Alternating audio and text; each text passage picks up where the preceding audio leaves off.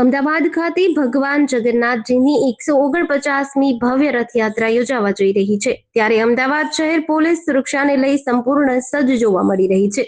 સુરક્ષાને લઈ અમદાવાદ જગન્નાથ મંદિરેથી રથયાત્રાના રૂટ ઉપર શહેર પોલીસ દ્વારા મોડી રાત્રે બોલેરો માર્ચનું આયોજન કર્યું હતું, જેમાં આશરે 50 જેટલી પોલીસની બોલેરો ગાડીઓનો કાફલો જોડાયો હતો.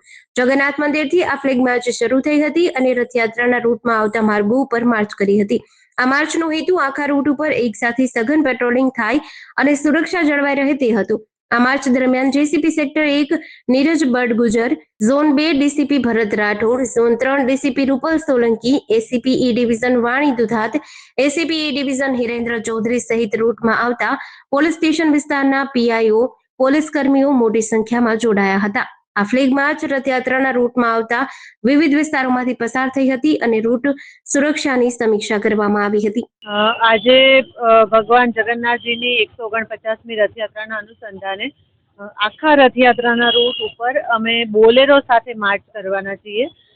આ બોલેરો માર્ચની અંદર 50 બોલેરો જોડાઈ છે અને sector 1 JCP sir, zone 3, zone 2 એના બધા જેસીપી અને તમામ પોલીસ સ્ટાફ જોડાશે.